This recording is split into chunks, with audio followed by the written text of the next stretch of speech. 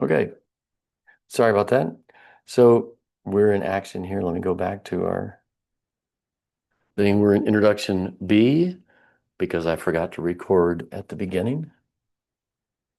So, in here, promising research topic. So there are a few words you want to look for. I would also, if I was really interested in this, which I found this very interesting, I'd be looking for things like cognitive science. I'd be looking for some of my keywords too. Training computational models, I would probably look at that one.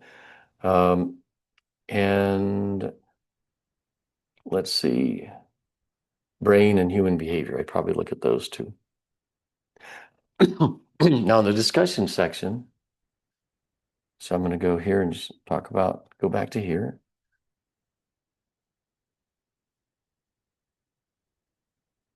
And we'll go here.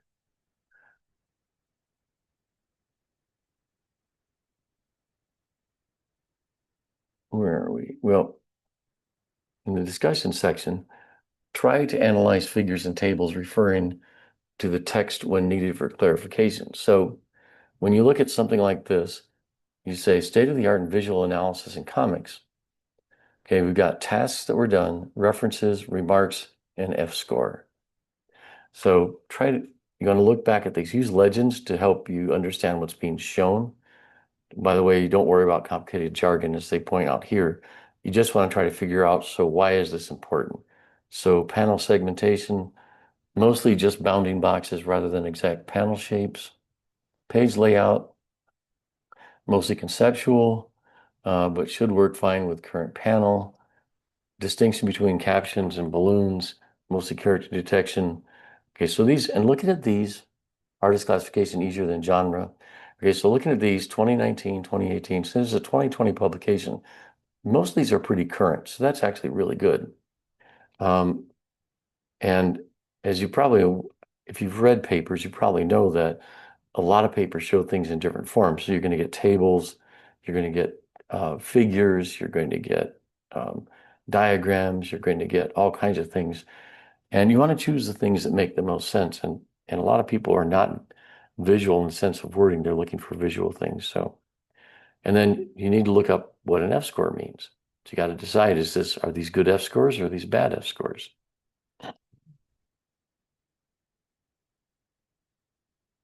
Mhm. So question one, refer to the figure caption here, figure one, to complete. Drag a red dot to the comic speech balloons. Drag a yellow star to the comic panels. And drag a blue triangle to the comic captions.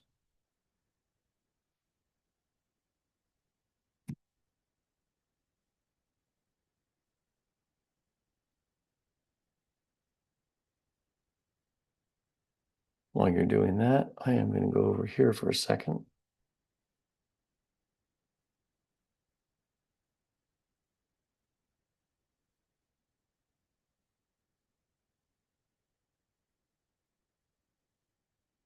All right, let's see how we're doing. All right, the comic balloons, not hard to miss. Yep, yellow star to the comic panels. Yep, there are a couple of those. And the blue triangle to the comic captions. So you can see what happened was the left-hand side has them all together. The right-hand side has them separated out. So you can see which are which. I think, as you all know, you get points for doing these, so you probably want to make sure you're doing them if you haven't done them.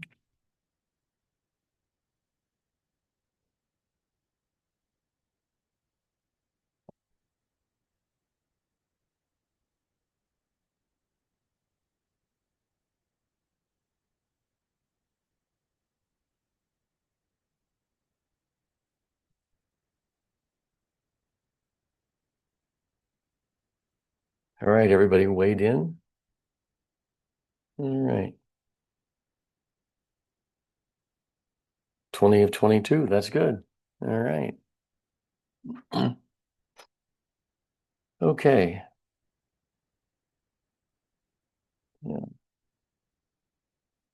Is there a link to respond?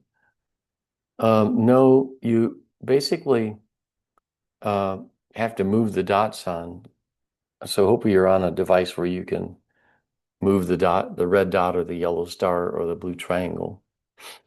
Is that what you were asking, Nicholas?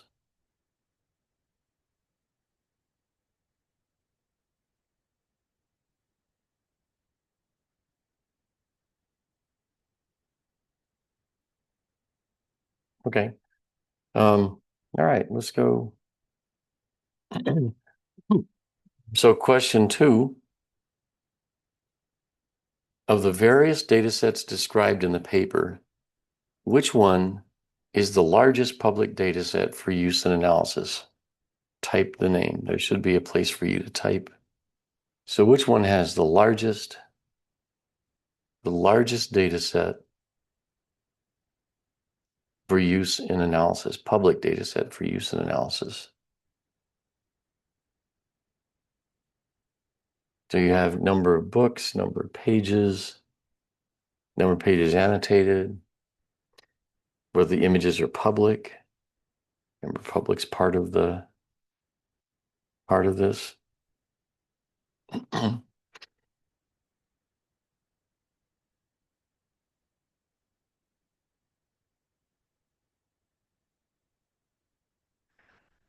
Notice that object says object annotations are bounding boxes if not otherwise specified.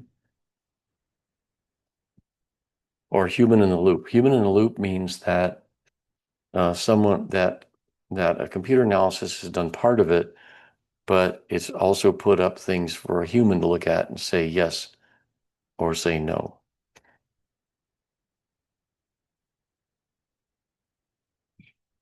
All right, 17 to 22.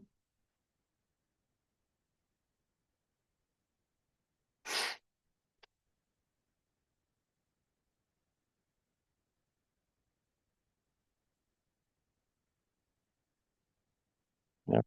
19 to 22.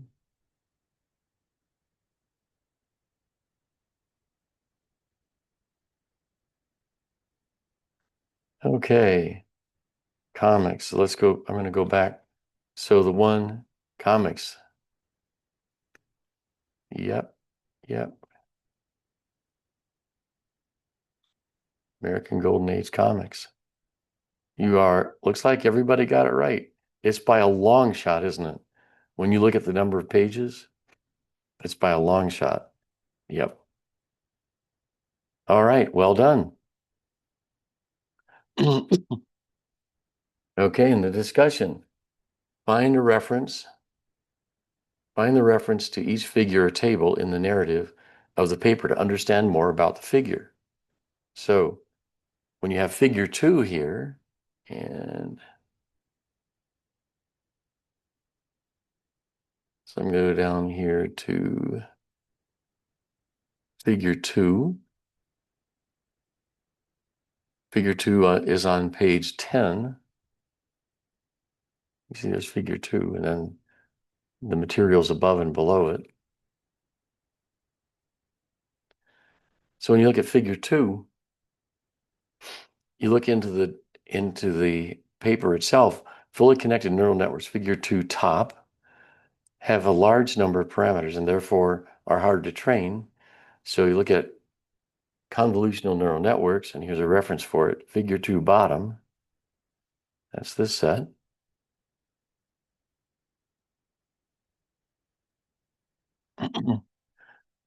Oh, Nicholas, sorry, I was asking what you were asking for. Okay, thanks. Thank you all for putting it in. So then you look at here at the bottom to see fully connected top and bottom. So you look at what it's telling you here about the image here, see what's going on. And then you look in the narrative to find the description of it. And hopefully the description matches what you see up here.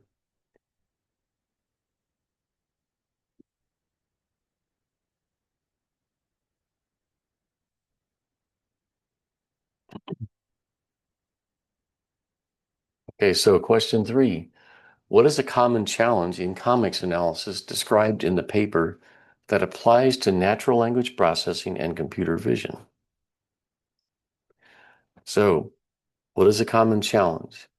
The response possibilities are A, irregular fonts, B, unusual words and jargon, C, lack of contrasting colors, D, non-sequential text.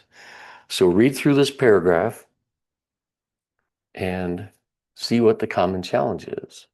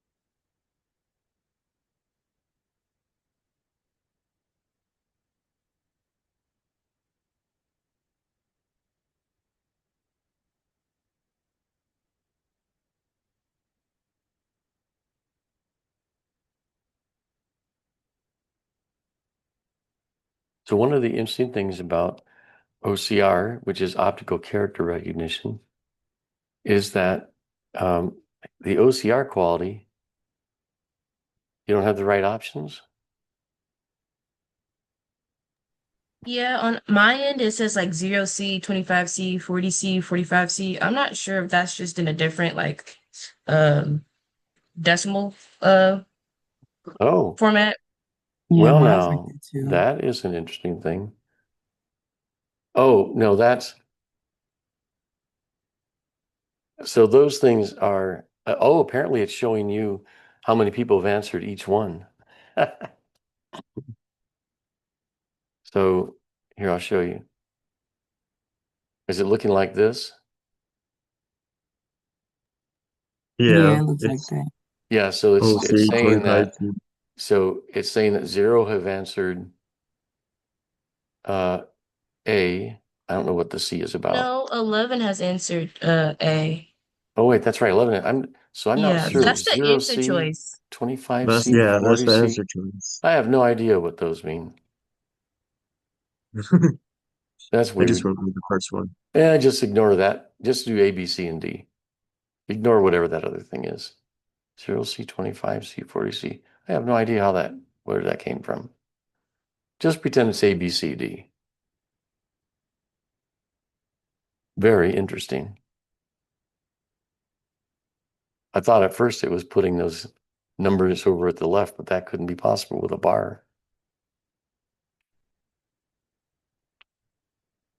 Yeah, for A, B, C, D is that's weird. We'll have to check into why it did that. Let's see if I can. I don't think I can change it right here.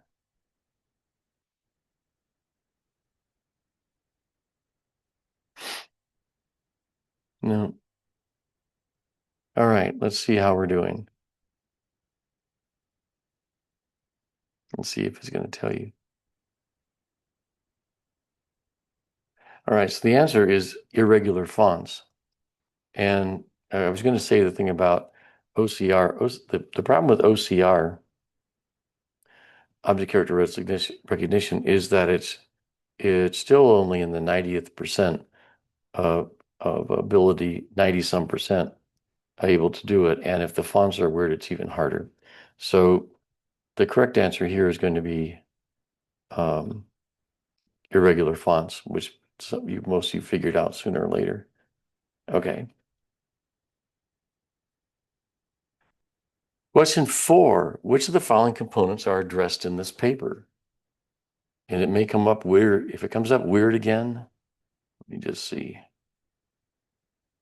If it comes up weird again, just use A, B, C, D, and E and ignore whatever else is there.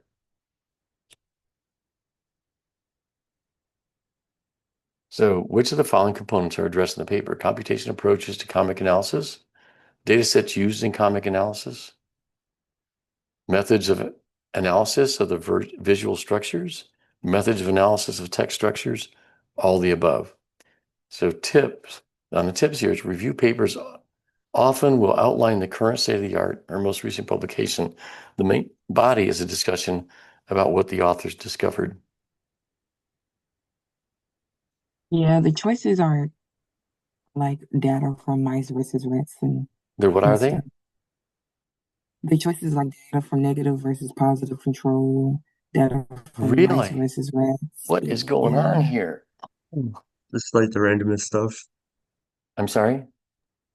The choices is so wild. Like, It's not even on the topic, right? yeah. Data from mice. Oh, ignore that. Ignore that and answer them as these, okay? When I guess they got copied over from one of the other, they got copied over from one of the other papers and didn't get adjusted. That is funny. I wonder if the other paper has ours. Well, that's an interesting question. All right, well, just look at these and do A, B, C, and D. Oops, sorry. Use A, B, C, and D and E as if ours, okay? Ignore the funny stuff. They're all going to be messed up then, is going to be my bet, which is inconvenient, but nevertheless, we're adaptable people, right? We can handle it. All right, we got 18.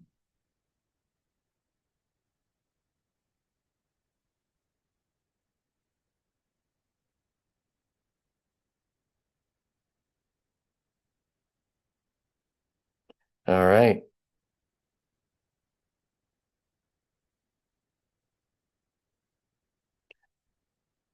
Anyone else going to vote?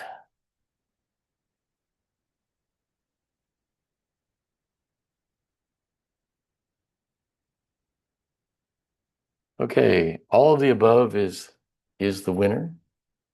So all of the rest of you are correct in a sense, but all of the above is the winner. All right. Conclusion. So sometimes when I'm reading one of these things, like it says here, after reading the introduction, many will read the conclusion or discussion. I do that oftentimes because I want to see what they found out. And in terms of one thing versus science versus, for instance, um, let's say business or academia versus business. In business, we tend to do answer first. And with answer first, we do some of the things that are like in the introduction or abstract, and then go to the discussion or conclusion because executives aren't willing to wait. We talked about that yesterday. So we do an answer first kind of thing so that you get the answer first. So sometimes I'll do this so I understand what conclusions they came to, and then I can read the rest of the paper in that context. So if you feel like you're experiencing deja vu because conclusions are written to stand alone, you are, because it repeats some of the earlier things. And like I said, I like to go at the end and see what they came up with. Um, there is at sometimes also conclusions are where potential problems are revealed and there's plausibility here. So a good publication acknowledges its shortcomings while suggesting solutions for the future. In in what we do with data science, we often call this a retrospective. What went right, what went wrong, and what we could do to improve.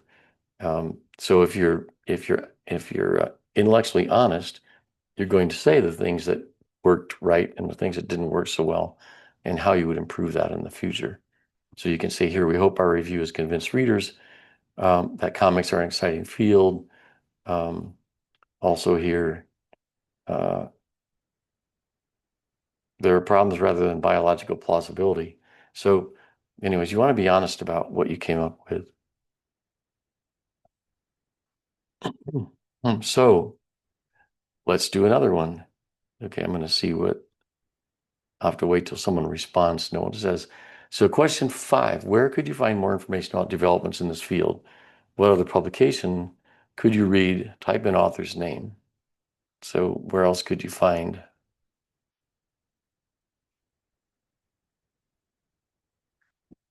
Let's see if you got weird. Oh, you get to type it, so it's not going to be a problem. Yeah.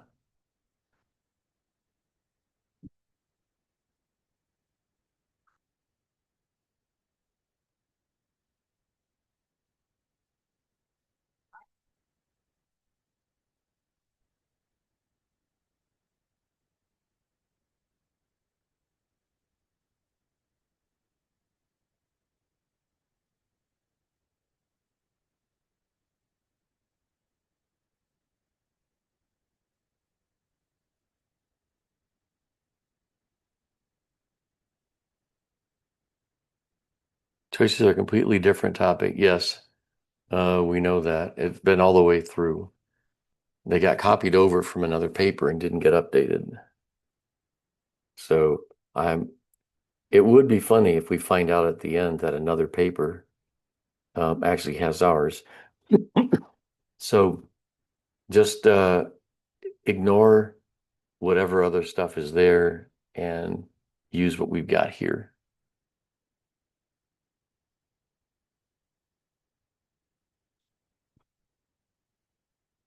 In the references, yeah, that works good.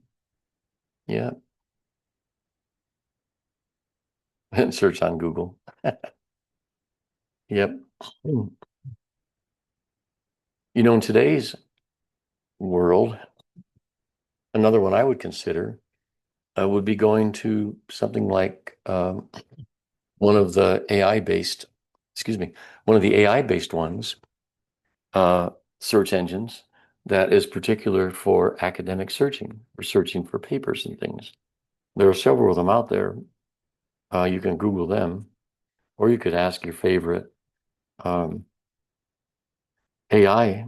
thing. Google has it, or Bing has it with Copilot. You could ask it for examples too of where to look. Anyone else going to respond?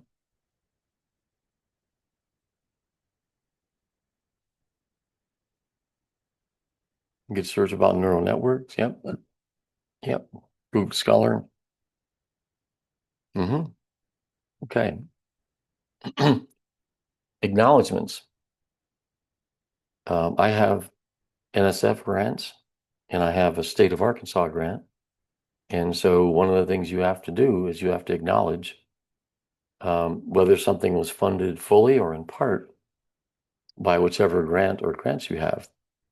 And so in this case, they acknowledge the grants they have here and anyone else who helped them work on it. And so you identify the financial support or other support provided in the paper. It's a very important thing to do.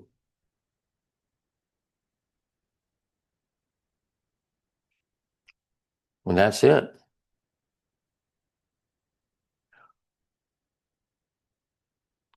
Any questions about papers?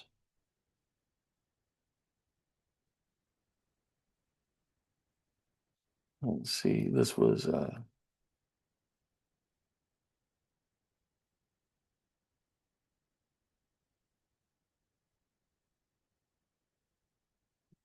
me stop my sharing. Any questions about reading paper? Other than the weird stuff we got as potential answers.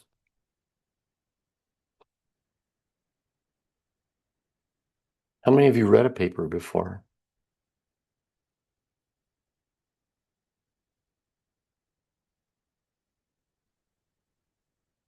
Yeah,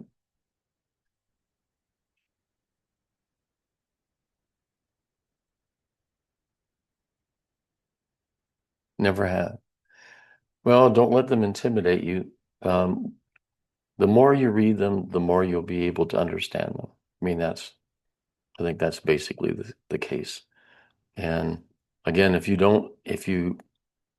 have issues, yeah, once a long time ago, you can always Google something, a term. You can always go find one of the basic references they gave you could actually ask something like Copilot or one of the engines to give you some introductory information about the topic at a level that you're at. So you could ask it to give you an introductory thing about CNNs, for instance, as a beginner to CNNs if you don't know anything about CNNs.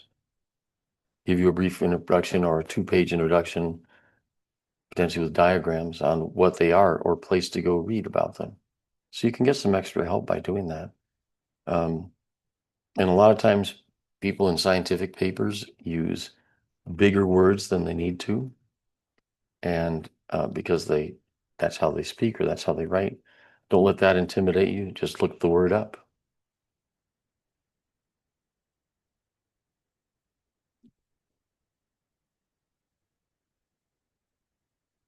So any questions? No questions? Did you read the paper? How many of you read the paper?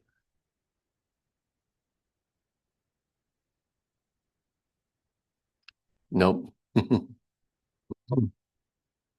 Well, at least now you know how to walk through it, even if you don't. So, um, well, let's see, what time are we supposed to end this session?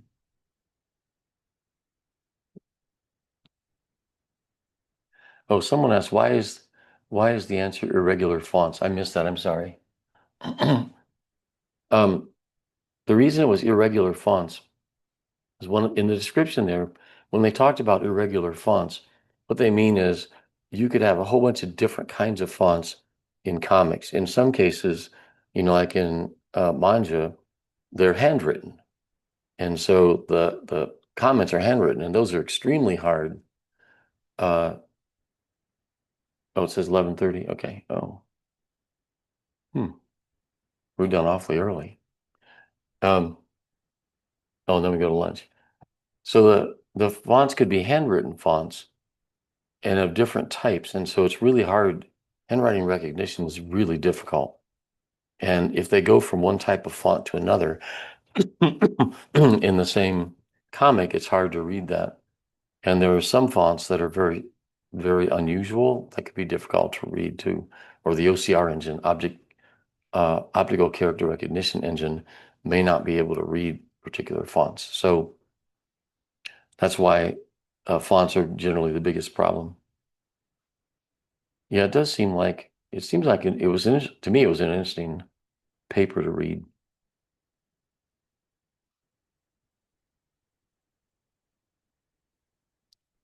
Well, let me see. Anything else, any topic you'd like to talk about besides this, I'd be glad to talk about.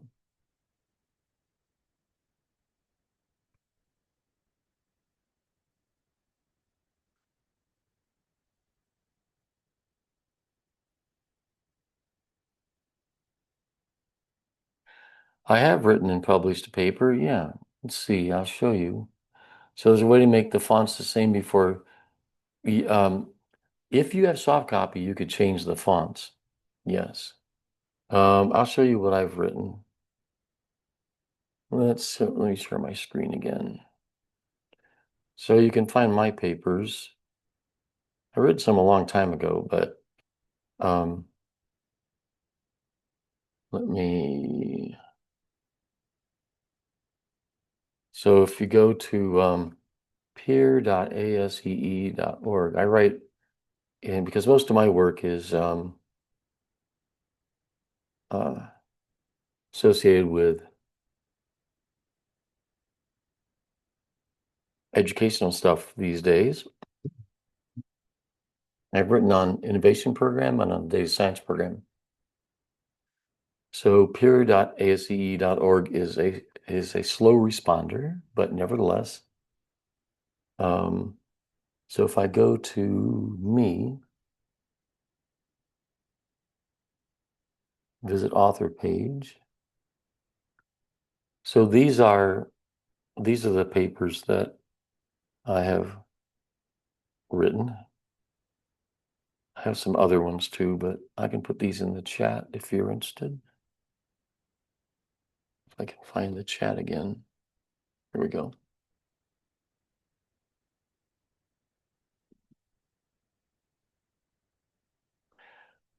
I don't have any lectures on YouTube yet. I do have a STEM prep course on Introduction to Data Science, and we're actually I'm in the process this month of creating an online introduction to data science that is for certificates and ultimately for credit for prior learning if someone wants to take a course.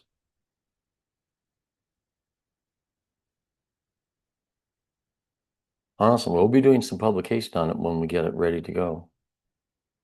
So anyways, these are the things that I've had NSF posters. I've got papers I've written about the development of our data science program here and the ecosystem in the state, and also about innovation concentration program we've been working on here before I started working on data science.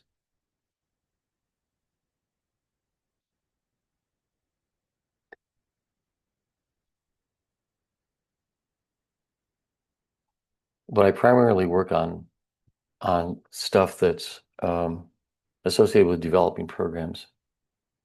If you remember, what was your favorite paper that you've written or the paper that you're most interested in?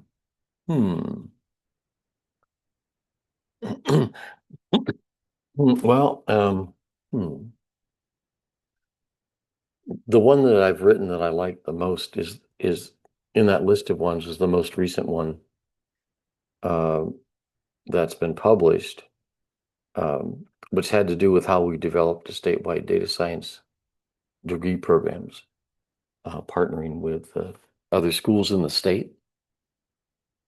So you could start anywhere and transfer anywhere, start and get a 2-year degree and then transfer anywhere and get a 4-year degree, all of us using a common curriculum. So I'm pretty pleased with what we did there.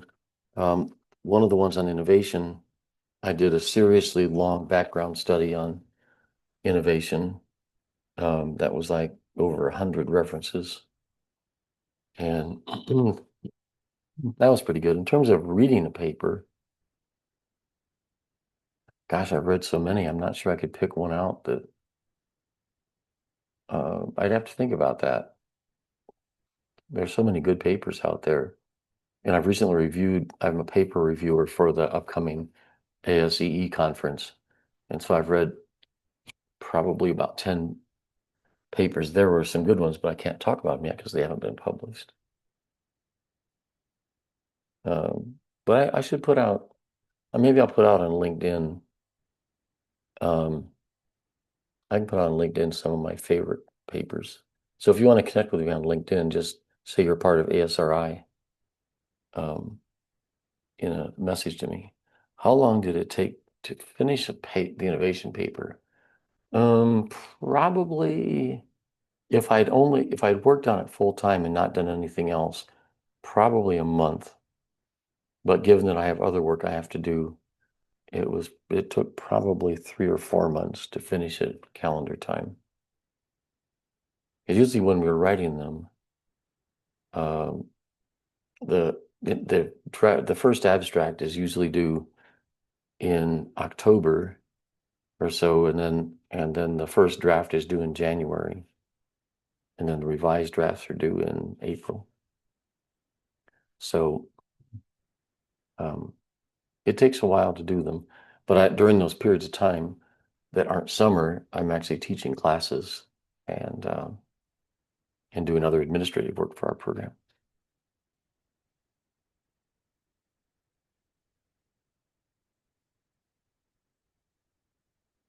Does it take that long to complete a paper? A couple of months? Yeah, probably a couple of months is be a good number for a really good paper.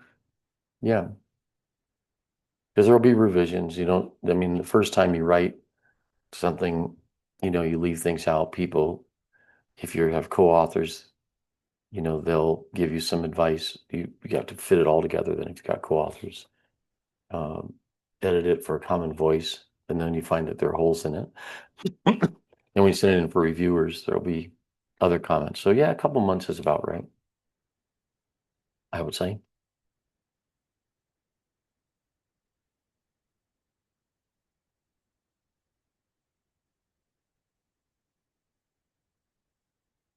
Yeah, that's really interesting, Manvinder. We the as you know, India has some websites that have a lot of government-based data, and um, you can, in fact, what we do with our courses, we encourage students to go find uh, open data and go ask some questions about it. Go, get it down, clean it up, and then ask yourself what you'd like to know about it. It's kind of a fun thing to do. It's a good way to practice too. Oh, yeah, old British India gazettes. Yeah. Plus, I think the current government is publishing a lot of data about various things. Are you looking to write a paper, Kay?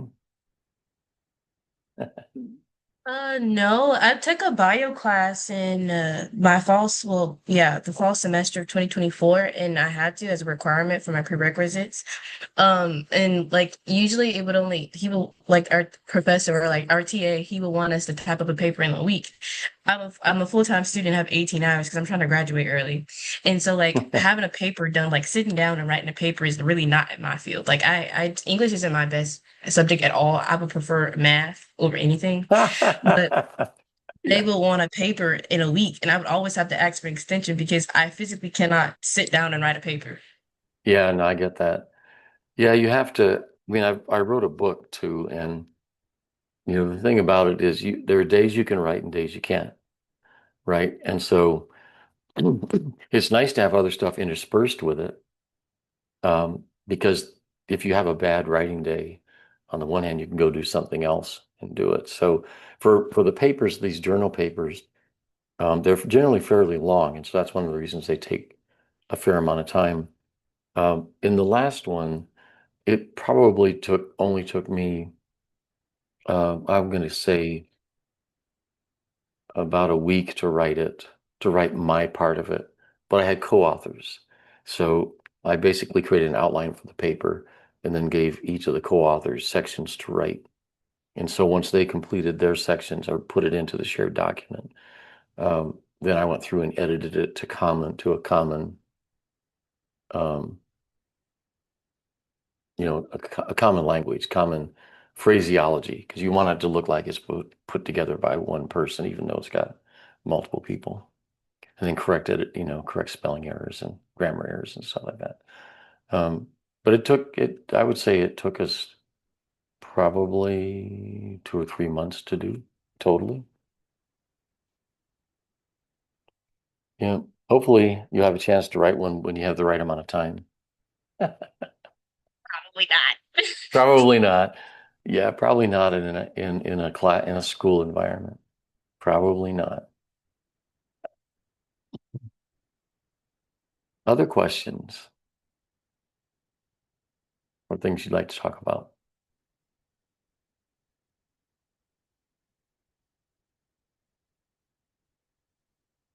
No. Well, I think if you want, we can head back to the main one. And looks like most people have left. So if there aren't any other questions, I'd say let's head back to, oh wait, what is peer review in paper? Peer review. So in peer review, so when you write a paper, you write a version of it first, or you submit a version first. That is what we call um, uh, it's like an anonymous version. So you can't put anything in it about your affiliation or your name or anything that would give away who you are. And then it's then reviewed by other people who are uh, going to that conference or who are experts in that field, and they review it to provide suggestions and decide if it's something that you want to publish, or publish if they make revisions. And that so peer review is meant to keep the quality of the papers up by making sure that what is being written about is logical, makes sense, honest, correct, those things like that. So peer-reviewed papers are viewed as being very good because they've had someone who is considered to be an expert in the field, more than one person, typically three people, um, reviewed it and provided comments and helped to get into publishable state.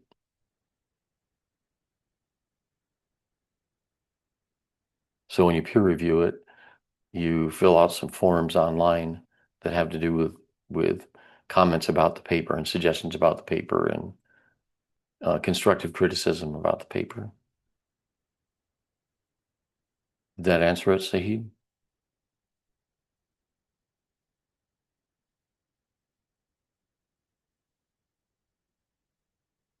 Other questions?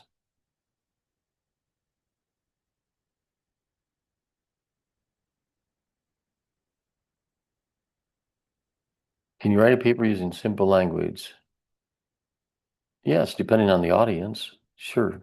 I mean, I try not to use I don't use overly complicated words unless I need to for what the paper's about because there's no point in it. For one thing, when you start now there may be technical jargon, right? Because if it's a technical paper, there's going to be technical stuff that you can't avoid. But for complex language, complex sentences and using overly I would call highfalutin words.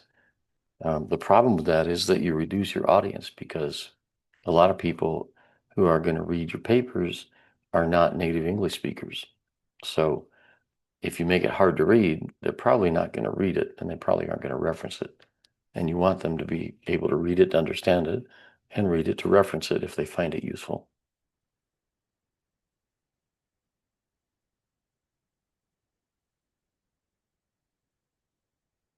So I would say yes, it would be accepted. I don't, I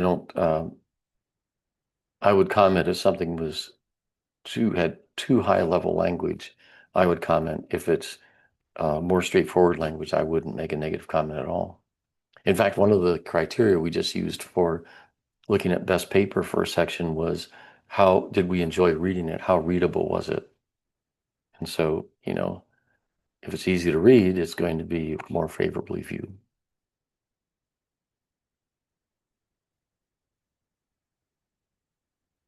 It's difficult to write a paper revolving around math. Oh, definitely, it's difficult to write around math.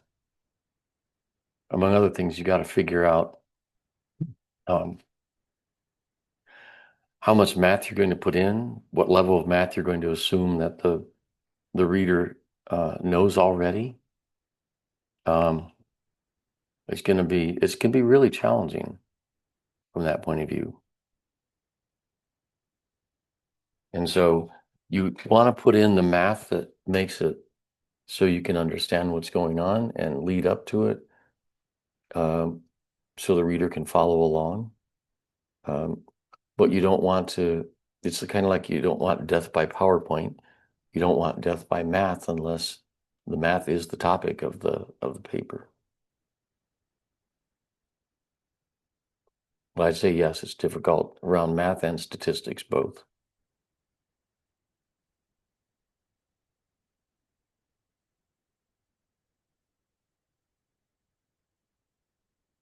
Yeah, I think I agree with you, Manvinder, on what you said. Yeah, we try to do that in our data science program here, um, and it's not dumbing it down. It's providing good explanations for things, and in a way that makes sense to people that they can internalize. Because the point isn't to prove how smart you are. The point is to help someone learn something.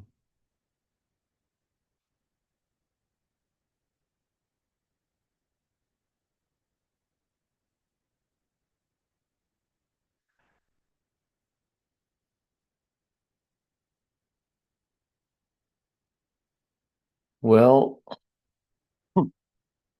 I so this is an interesting question about paying for journal publishing.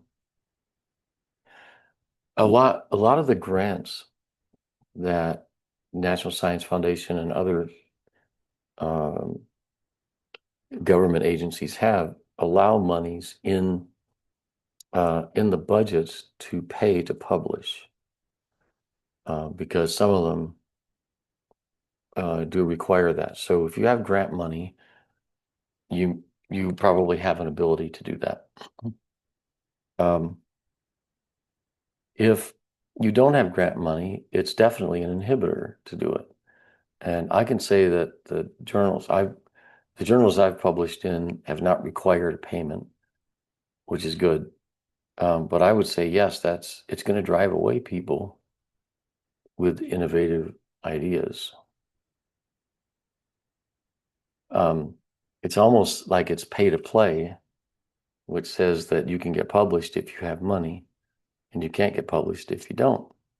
Well, yeah. Oh, I'm responding. Someone sent me an individual email or message about my thoughts on having to pay more than $10,000 just to publish in certain high impact journals. Doesn't that drive away people with innovative ideas but less resources? The answer is yes. In one of the grants I've got, I have money in the grant to pay for publication if I need to, but I've chosen to not publish in journals that require that.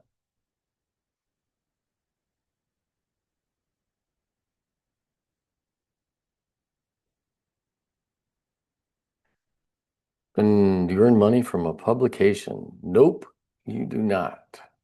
You may get fame. You may, if the number of references can be good, then people liked it, found it useful. It's good for your resume, but you don't get money. Even if you write a book, I always said it, if you write a technical book of some kind, you're not going to make a lot of money. The only way you make a lot of money is if you write a romance novel or a political expose. Other than that, you're probably not going to make any money.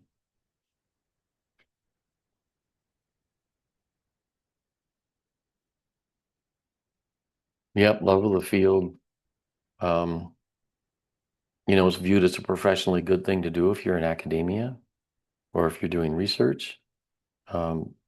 Sharing what you do is good for the people who provided the money for it, and it's good for you. Yes, I said romance novel. Yeah, unless you're writing that kind of stuff or a political expose, you're not going to make a lot of money on a book.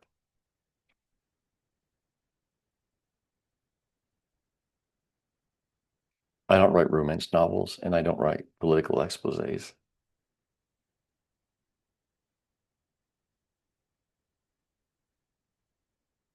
What fields interest you aside my work? I do landscape photography and infrared photography. And I do some astrophotography.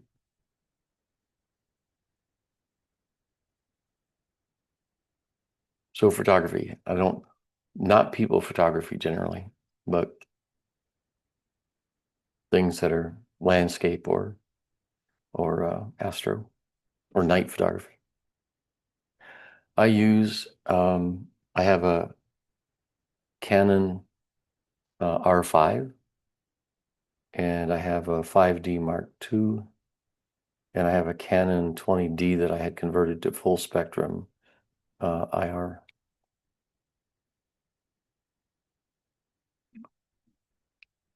I've been looking at one of the automated telescopes, but I have a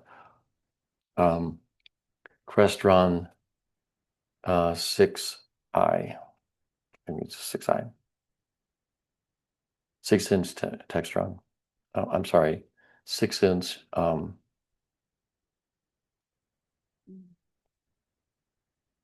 Crestron. Creston, yeah. I have a Crestron device in my office. I keep saying Crestron.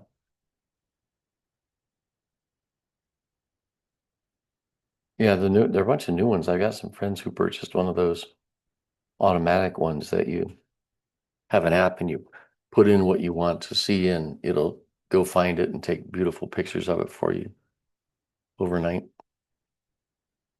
I haven't done that yet. I've gotten beginner telescope for my 5-year-old that we looked through some.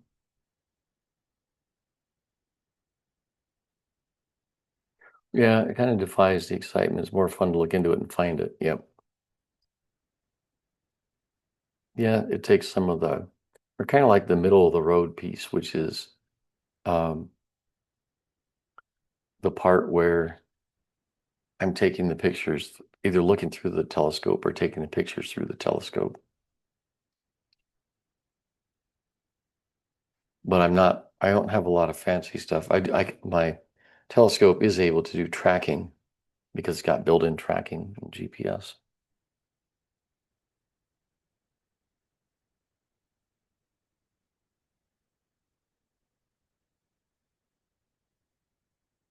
Any other topics from anyone?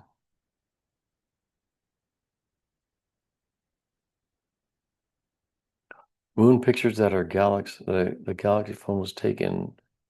You think it was AI? Well, I would guess that they are probably um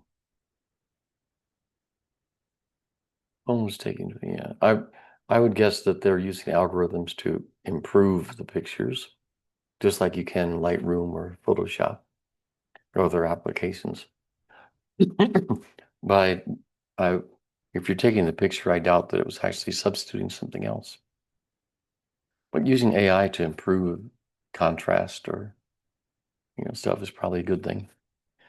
Let's see. If I had $1 million, what would you spend it on? Well, first thing I'd do is probably pay off my mortgage, but I'd have to think about the rest of it. What strategies do you recommend for summarizing mathematical research papers clearly in a literature review without getting lost in technical proofs? I would describe them. I would describe what they did and the methodology they used. And if there was some tricky part of it that was novel, I would probably put that in, and that transformation in, and then go back to describing it. And then I would reference somewhere where they had clearly defined how they did it step by step. I think that would avoid getting through the heavy proofs. Well, to read technical published papers, it depends on what you kind of got to figure out what the journals are that matter for your particular area of interest. So there are beginning to be some journals of data science coming out. Um, Informs has one, I think, and ACM probably, and IEEE are beginning to have them. But if you're really interested in biology, you need to find the ones for biology or chemistry, the ones for them, and they probably have some pointers to ones of journals that would match the data side of those things, kind of the data ones. But so I belong to ACM and IEEE and IEEE Computer Society and Informs Analytics. Um, and I read some things there, and then the American Society of Engineering Education, because a lot of what the work I'm doing is focused on improving education. Hardware side of engineering. I would probably go, uh, is it hardware side of computer engineering? In that case, I would probably go to IEEE, and I would look at that. Usually was some for hardware, CPUs and stuff like that.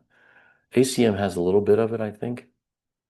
So, but I would probably go to IEEE first.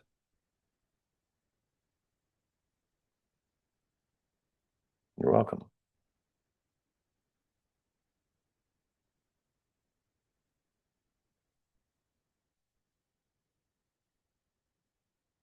Other questions?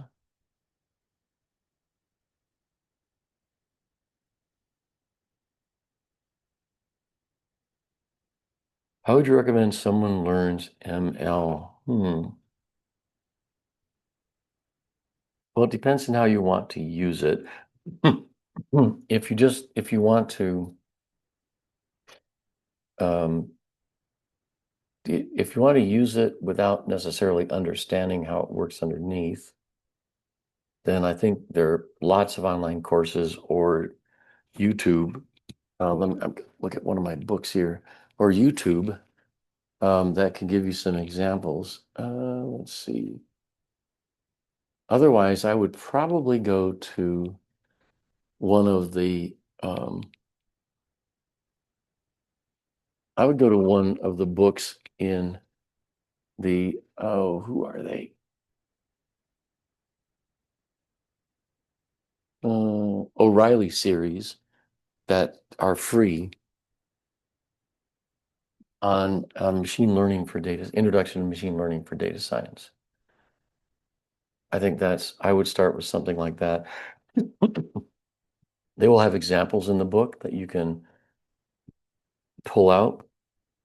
Another place, there are contest data sites like Kaggle and let's see, what is the other one?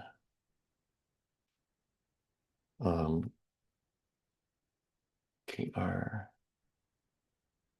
Let me see what the other one is. The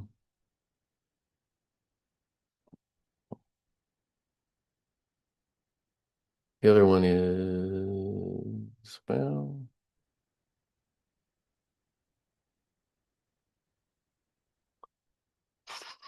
well, I can't find it right now, but there's another one, but Kaggle's a good place to start. Um, there are a couple other ones that are pretty well known. That would give you a framework for it that you could start with, some code to start with, and then you can modify from there. But I would start with Kaggle. The bad thing about Kaggle, um, is that Kaggle, um, it uses data sets that are formed for a particular thing they want to solve. And so, and there are a lot of solutions out there for them, which can be good if you're learning. But if you're trying to step away from that, I would get one of those books, go through some of the exercises, work your way through it, and then go find a data set that you're interested in, and then apply the techniques to that. That would be how I'd recommend doing it. Let's see. Shayla says, once I've summarized, you're welcome, Daniel. Summarize the main results and methods of mathematical review. How can I connect those insights to other papers in my review to show patterns, gaps, or progress in the field? Hmm.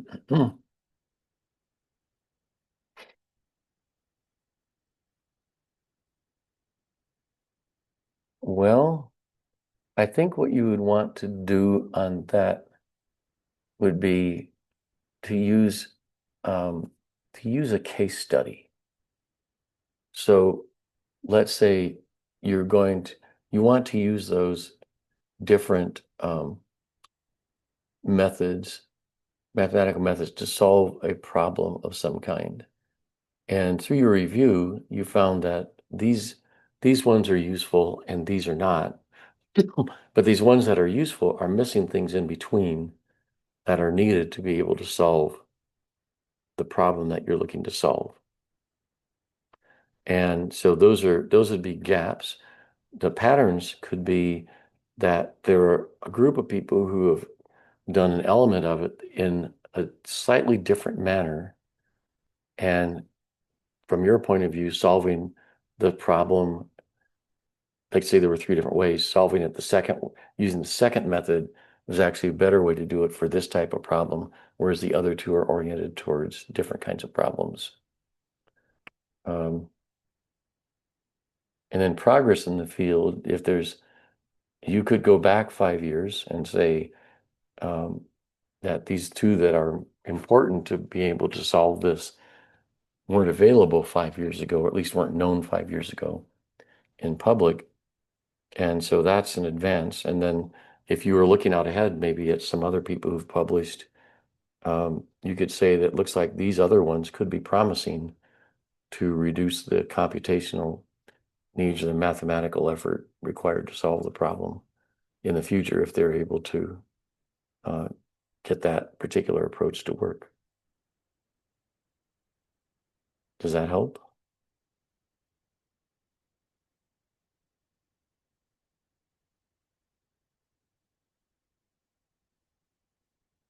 But kind of think of it in parts, sections, like.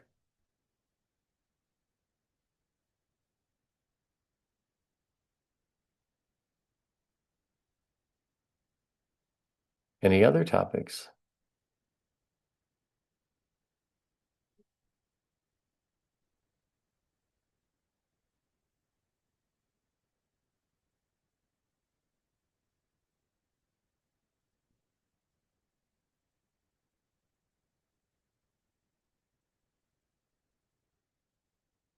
All right, then. I suggest we head back and see what's going on in the main tent. Oh, wait, I got another one. All right, how much the University of Arkansas been impacted by funding cuts? Can we apply for PhDs in the next year and not worry? I think it varies by topic. I'm going to knock on wood that the things I've been working on haven't been affected. I've not heard of a significant effect in engineering, but I'm not sure about my arts and sciences colleagues, but none of them have said anything to me about any effects yet. So, I don't know overall. They've been giving us guidance on things, but we've filled all of our graduate research assistant and graduate teaching assistant positions, and they're still funded. So I would say you could apply for PhDs in the next cycle. And I don't know about not worrying. There's a lot more to it than having funding, right? To getting funded. But I wouldn't hesitate to say you should apply.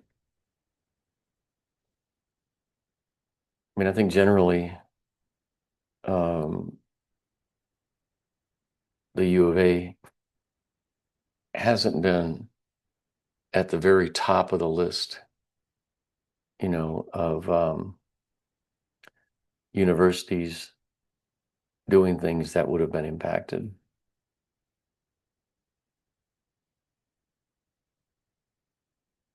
You're welcome. Other questions?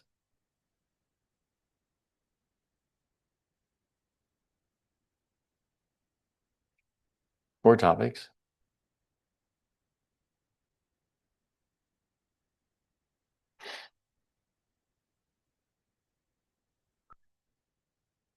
All righty, off to the main tent we go. It's been a real pleasure. Thank you all for your additional questions. It's been fun. And I'll see you on the other side.